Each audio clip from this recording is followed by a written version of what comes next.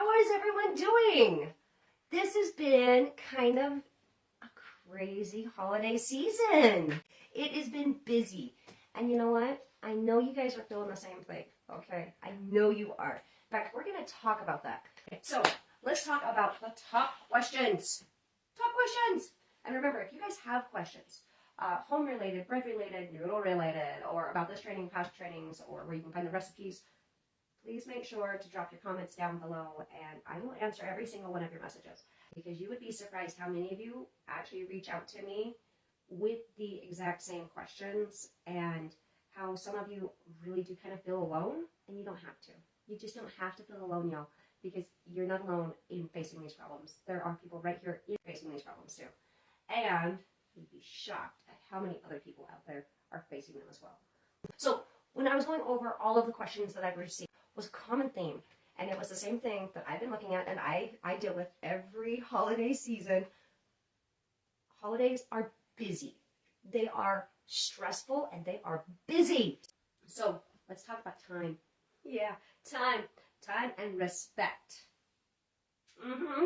Of this particular response to y'all's questions, and having good communication and respect inside your home is the #1 key to being able to stay on top of everything you have going on. This is a conversation I've had with my kids, my husband,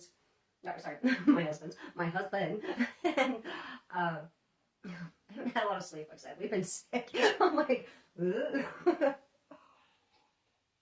So, good communication, honest communication, adult conversation with our kids, with our spouses, with our neighbors, with our friends, so on and so forth, is absolutely vital to your overall health and your ability to do all the things that you need to do.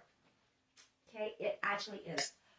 So, all the questions that have come in, they are around how do you manage everything going on, the holidays, and still bake. And it is because we do have open, honest, respectful conversations inside our home. So if you're not the only person that lives inside your house, then you're not the only person responsible for maintaining that house. It is not your sole responsibility, and I'm talking especially out there to my mamas. It is not your job to take care of the entire house by yourself, as well as everything else going on in the lives of your kids, in the lives of your spouse or your partner or your family, your friends. It's not your responsibility to take care of their problems. It's not just your responsibility to take care of the home. It's not just your burden to wear, okay? Stop stressing yourself out, my dear. You don't have to do this alone, and honestly, you shouldn't be. Just a little bit of tough love. You shouldn't. You should not be doing it all by yourself. Unless you live by yourself and you are on your own, then that's a different story. But even then, that doesn't mean when you get home that you have to bring everybody else's problems home with you. Okay? It's very easy to fall into this idea, this belief that as a parent, you have to take care of everybody else's problems. Now, this is not isolated to just parents. It's just especially true with a parent. Like, as a parent, what's the best way to say this? Because my brain's not quite working quite right. It's a little foggy. As a parent, it is our responsibility to protect and watch out for our children and to help them. That is our job as a parent, okay? But it is not always your job to do everything for them. Now, when they're an infant, yes, you have to do everything for them that you have to do, okay? But there's this point in time when, and I really truly believe it is when they start walking. Now, this is a theory of my own, y'all, but I've just seen it play true too many times to ignore it. When your child starts walking, at first you're excited, you're over the moon, and you're constantly pushing them, encouraging them, and you have to let them fall sometimes, and you catch them so that they don't actually get hurt in like the dangerous situations, but they fall down, and then you encourage them to get back up on their own. and you encourage them to try again, keep on going. Let's do this. And you're absolutely over the top, over the moon, excited for them. And you will do anything to encourage them in order to keep going. It's thrilling to watch your children start walking. And that whole first little area where they're walking is just like, oh my God, this is amazing. Yay, look at what they're doing. At the exact same moment, something clicks inside our heads to where up until now, we have been their sole provider for everything. Once they start rolling, once they start crawling and walking, essentially your children are literally starting to walk away from you. And I don't mean like they're leaving you. They're walking away from their complete dependency on you to take care of everything for them. And at that point, they have to start doing it for themselves. When this happens, as parents, we have a tendency to all of a sudden realize that they don't need us as much anymore. And it's scary. It is actually a scary thought to say, my children don't need me. Now, that's not true, though. Your kids do still need you, guys. All right? They absolutely do still need you. They just need you in a different way. But really, it's not that much more different than when they first start walking. They need you to catch them when they are about to get seriously hurt when they fall. They need you to keep encouraging them on. They need you to communicate with them, telling them what they need to do. To a point. Right? Don't take that to an extreme. And they also need you to just step back and watch and see what they can do. As our children get older, after they start walking, instead of continuing to let go and watch them grow and expand, suddenly this little fear clicks on in our head and we realize our children are literally walking away from us, literally, and they don't need us as much. And everything that they learn from there on after, they're going to need us just a little bit less. And suddenly we start tightening our grasp. And the more they get into, say, teenagerhood and young adulthood, it becomes like a death grip. And often, when our kids are officially adults, we've held on to them so tight, they literally don't know how to do nothing for themselves. And this is such a horrible, horrible disservice to our kids. In the process of trying to protect our children, it is common for parents, especially from my generation, and before, to not talk to your children about the important stuff. Not to not talk about things that are real and substantial. All those adult conversations. So, let me flash back to my childhood for just a second, and I want to ask you a question. Okay, let me rephrase this in my head before I say this. Do you have white elephants in your house? Do you have invisible elephants in your home? If you're sitting down, say with your spouse or your partner, and you're talking about adult conversation stuff, whether it's via finances or a war that's happening in the world or whatever, or maybe you've got some big things coming up and it's just been really, really stressful and it's been hard and you're just like, oh, we've got to figure this out. Oh my God, we're going to burst into flames or something. It's the end of the world. When a child comes up and sits down next to you while you're having these conversations, do you stop talking? Because that child is sitting there. That is a white elephant or an invisible elephant, however you like to phrase that particular old saying. It's the invisible elephant in the room. Let me tell you something. When you shut off, when your children come around and you're talking about serious stuff, like just an honest, open, heart-to-heart kind of moment, conversations, like you're not angry, you're not over-emotional, but they are emotional subjects, okay? And they walk into the room and sit down next to you because they want to be a part of it. They want to be there with you. And you stop talking. It actually alienates your children. It alienates that child. It makes them feel untrustworthy. It makes them feel as if you do not believe that they are enough. They're not smart enough. They're not good enough. They're not capable of understanding what's going on. Your children are absolutely capable of understanding. And the idea of not having adult conversations around children comes from this idea that by having those conversations, we are actually going to damage or frighten or otherwise hold our children back. And we need to protect them from anything that could possibly hurt them. Let me tell you what is a worse pain and disservice. When you stop talking because your child comes around,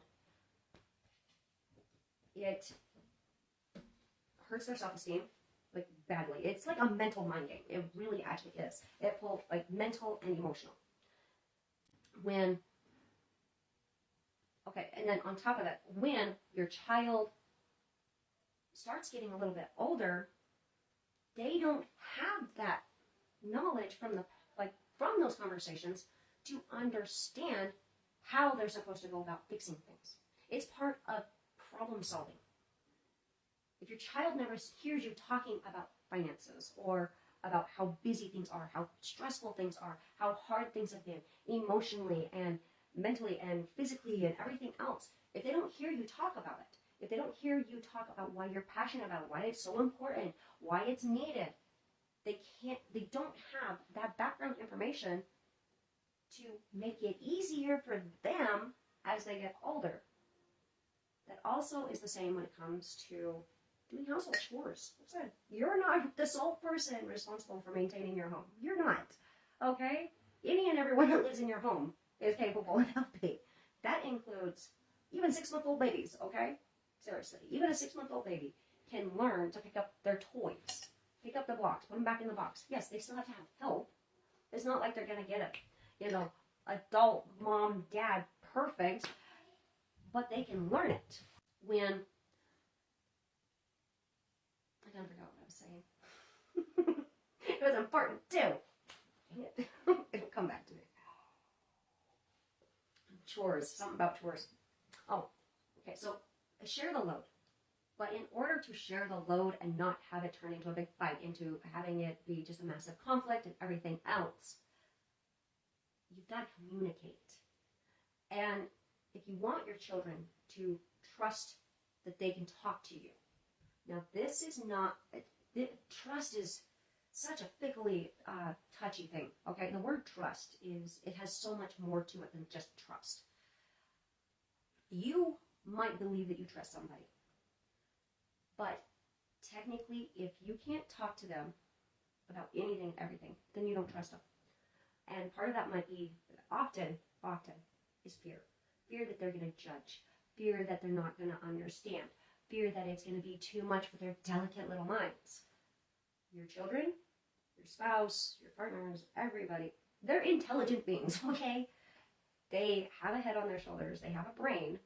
They can understand what you're saying. Now, they're going to understand it in their own way. And there's nothing wrong with that because everybody is their own individual person. We all see things differently. We all do things differently. We all understand things differently. It doesn't matter if you're an adult or if you're a child. And our definition of how we understand things, how we see them, changes over the years. So something that used to seem so incredibly important to us as, say, an 8-year-old kid, the very next year, maybe 2 years later, if you were to read a letter from them to themselves, it'd be a completely different story. Be like, oh my God, why was I so obsessed with that? Why was that such a big deal? Well, to that 8-year-old self, it is a big deal. Okay? But to their 10-year-old self, that's just like child's play. So our view on things change. And that is normal. That is evolution. That is natural processing and learning and developing. When you start as a child hearing real, honest, raw conversations, and you're a part of them, then it just goes with the flow. It's like learning to read. You got to start with the basics, and then you work your way up, and then pretty soon you're reading or writing novels. Turning our children into adults is our responsibility as parents. part of that process is sharing the load. Your children have chores that they need to actually do. They need to be washing their own dishes. They need to be cleaning up after themselves, helping clean up around the house, whatever it is that it needs to be done every day. The maintaining of your home, the maintaining of putting food on the table, the maintaining of your lifestyle equally falls on every shoulder in your home. When you do that, suddenly things become easier because you know what? You're not a robot. And even if you do think that you have to be a robot, let me give you a little bit of a reality check. Even robots need sleep mode. Even robots get overloaded, and crash and shut down. And you're not a robot. You're a living, breathing human being. And you're expecting yourself to be an imperfect, you're expecting yourself to be an unrealistic idea of even a robot. You can't do it all by yourself, and you should not be expecting yourself to. And that includes taking care of all of your children's stuff. Your children are responsible for taking care of their own stuff. And I know, that's a doozy for some people. It really is. And I get it. I feel it myself, even though I do actively do what I'm preaching, basically. My children are responsible for, if they want to go to a party, they're responsible for getting their own rides, they're responsible for coming up with the money, they're responsible for coming up with their gifts or whatever needs to be done, they're responsible for communicating between myself, my husband, and the other kid's parents and the other kid. They're responsible for doing all those things, not me.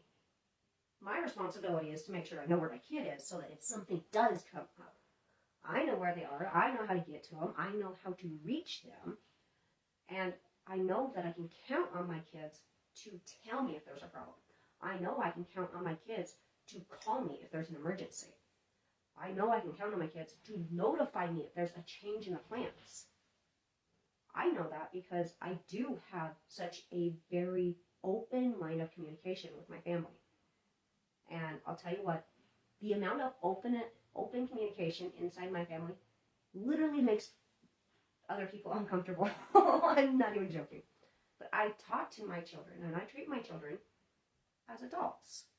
Now, I don't hold them up to like an adult standard of, how well something is supposed to be done. I hold that. I don't have a level on that.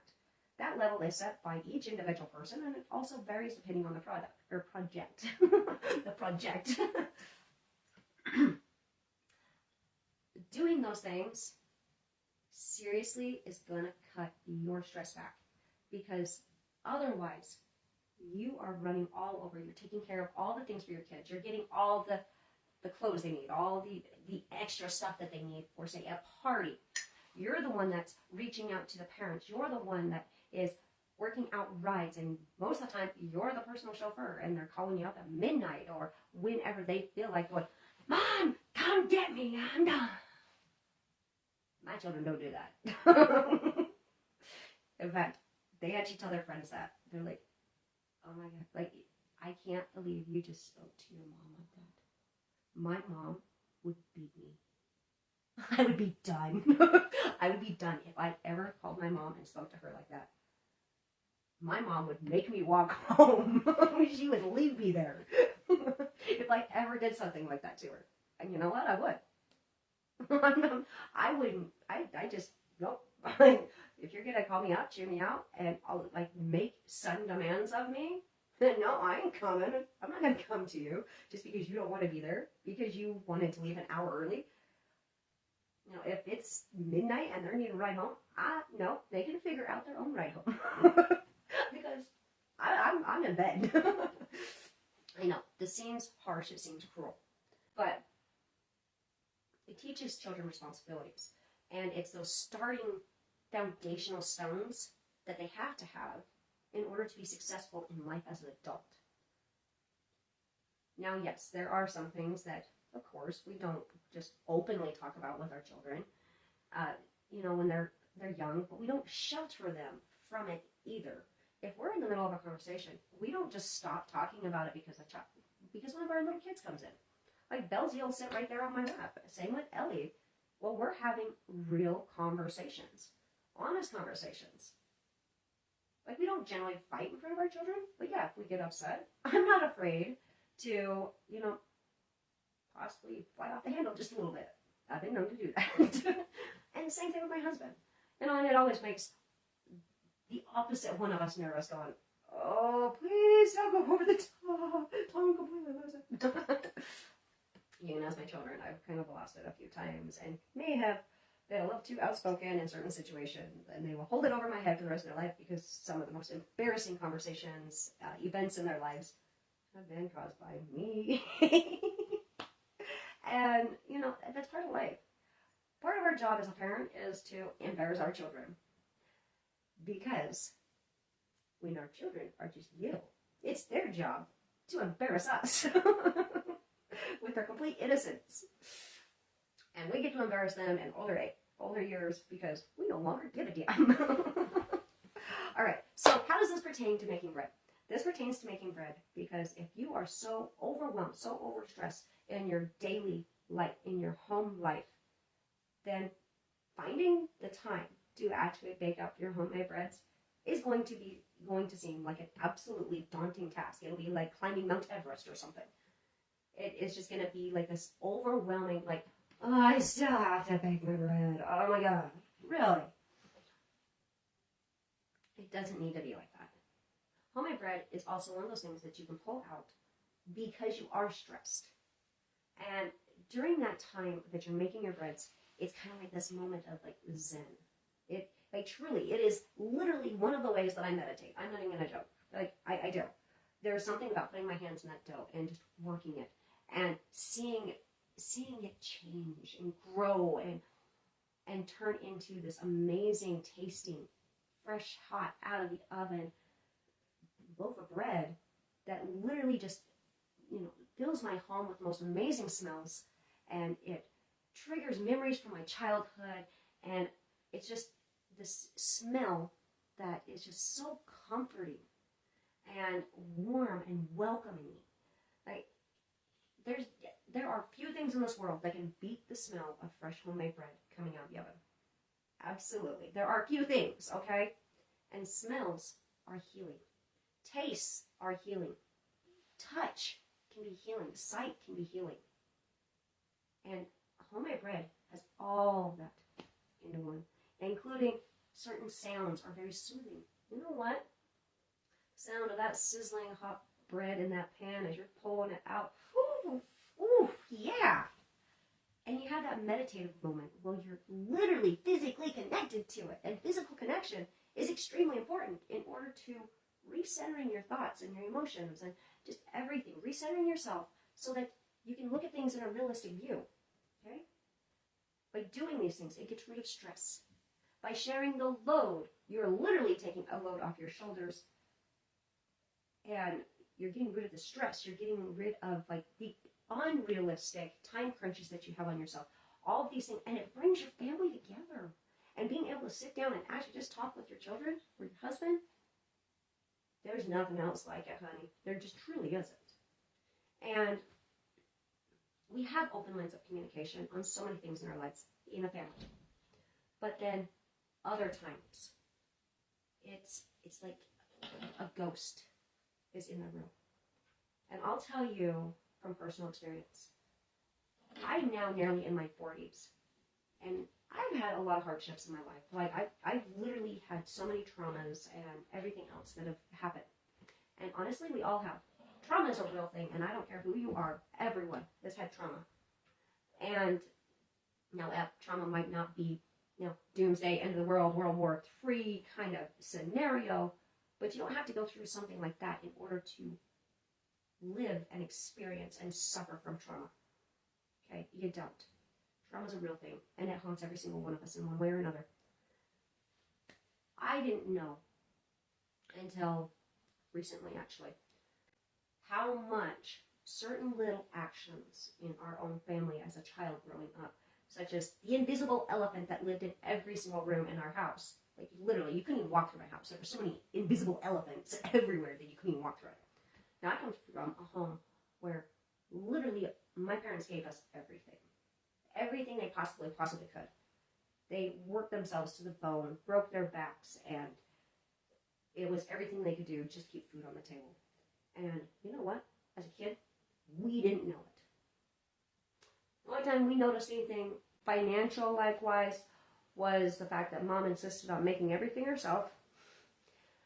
And I didn't know that it was financial. Like I did, but I didn't understand it because finances were an adult conversation and weren't had with children. Or we'd go to the grocery store, I'm like, oh, Mom, I want this. And she's like, no, that's too expensive, we can't have that. That was literally the extent of any financial conversations in our house growing up as a kid. Was I couldn't get certain things at the store because it was too expensive. Literally. It's too expensive was the only word ever mentioned, and that was it. Like, that was it. So we never understood, we couldn't grasp the concept, he's lost the word. We couldn't grasp the entirety of the situation as a kid. And when you walk into a room and everybody falls dead silent, it's detrimental to a kid. It actually is. It just says that, like, to me as a kid, it literally said I wasn't ever going to be good enough for my family. My own family didn't trust me, that I would never be good enough, or capable enough, or able enough. I would never be enough of anything for my family. And I'm not joking. That's literally what it told me. That's what I felt. I felt abandoned. I felt belittled. I felt so many things. My parents don't even know this. They don't know that this is what it did to me. And I didn't know until even recently that I was still dealing with that like in my head. I didn't know that. I'm almost 40. And I didn't realize that when I was facing uncertainties, things that I was afraid to like do, things that I was afraid at succeeding at, were actually being triggered by that whole belief that I wouldn't ever be good enough, that I wouldn't ever be intelligent enough to understand how to do it, that I wouldn't be able to, like, capable of dealing with it, and so on and so forth. I didn't realize that. It wasn't actually until I was having a conversation a while back with an old friend that I went, huh, wow, suddenly everything just makes sense. Now I know why I'm terrified to do certain things. And that's not a good thing. That's not. Because I know I'm capable of doing it. You know something deep down inside. You know you can do it. You know you've got this. But then that little voice in the back of your mind, that little devil on your shoulder starts whispering and going, you're going to mess it up. Oh, you're going to stumble. You're going to say something wrong. You're going to ramble on for 2 hours on a Facebook Live about, old things as a kid. Yes, you are. You are going to do these things. You are going to mess things up. But that doesn't mean that you're not going to be amazing at it. And possibly that's exactly what you're afraid of. I know I have been. I truly have been. I've been afraid. I'm not afraid of failure. I'm not. I mess things up all the time. I'm a natural at messing things up. That's my speciality. I love to screw it all up. Well, I don't actually love to screw it up, but it comes so natural to me that, I might as well just accept it. On the other hand, though, actually being successful at it, getting recognized for that, success and, just knocking it out and just getting it done and all the amazing things and the rewards that come from it, that's terrifying. That's terrifying. And it's not that I can't do it. And if you can relate, I want to hear from you. I really do. But it's the being recognized for it that is frightening. It's not the actual work. It's not all the times that you stumble and you're going to fall. That's not frightening. That's just not scary. It's suddenly people start seeing you. It's suddenly people start recognizing, oh my God, you are amazing. Look at what you did. Like, I wish I could do that. Truth is, they can. Every one of you can. Y'all can do exactly the same things that I do. We all have our strengths. We all have our weaknesses. But you know what? I truly believe anyone and everyone is capable of doing anything. The only thing that sets you back and holds you back is what you're willing to do. So are you willing to get in the kitchen and start baking again, even if you have failed time and time and time again? Are you willing to sit down, strike up an honest, open line of conversation with your children? Just talking.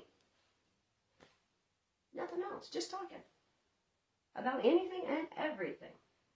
Are you willing to push them just a little bit with respect to them, that they might not be willing to talk to you yet? Are you willing to sit down and talk to them about everything? Sorry, itchy. Are you willing to have them get angry at you? Are you willing to see the tears that may or may not come from it? Are you willing to hear their response? Are you willing to let go of control, regardless of how it turns out, and let your family start taking care of the home instead? Are you willing to take that step back, bring your children into the kitchen, show them the basics, explain and walk them through the process, and then step back and just let them have at it? And eat whatever the hell it is that they put on that table and be proud of them. Because I know you'll be proud of them, even if it turns out to be a disaster. But are you willing to let go of that control? Because I'm going to tell you right now, that control is an illusion. And you don't actually have the control, and you neither do you actually have the right to it. You lost that right when your child started walking. Yeah, it's kind of scary, huh? It is actually scary that you lost that control, the right to that control, when they started walking. Hence that switch, click, there. Oh, the child's walking away from me. But you know what? I'll tell you what. There's no greater joy as a parent than to watch your child grow. There's no greater thing as a parent than to watch your children become amazing. There's not. To watch, to step back and to watch them stumble and to like hold yourself at like a death grip to not just jump up and run over there and take care of them because that's all you want to do. Yeah, it's frightening. It's frightening because you don't want them to get hurt, but you have to stop. You have to let them get hurt sometimes. You have to let them make their own mistakes. You have to let them learn to make their own mistakes. You have to let them learn how to get back up. Just like when they started walking, y'all. You have to let them learn that they are responsible for the things in their own lives. That includes the lead up to any event, what happens at the event, and the aftermath of an event. They have to learn to take care of their own problems for themselves, by themselves. And that's hard. As a parent, we sit back and we watch, and that is our job. Our job is not to intervene. Our job is to watch and to be there as a supporting hand when they need it, not when they want it, when they need it. Our job as a parent is to sit there and to listen to them spill their emotions or tell a funny story. Our job as a parent is to listen. Our job as a parent is to, be their best cheerleader on the sidelines, rooting for them and cheering them on, to show up to every game and to be genuinely proud and excited of them. It's not our responsibility to jump in the game and play it for them. And often, that's what parents do because they're trying to protect their children. They don't want them out there on that football field of life getting slammed, and hurt and injured, or to have their feelings get hurt because they lost the game. We want to take all that pain away from them, and we can't do that. It holds them back. It makes it so that they can't learn how to do it for themselves.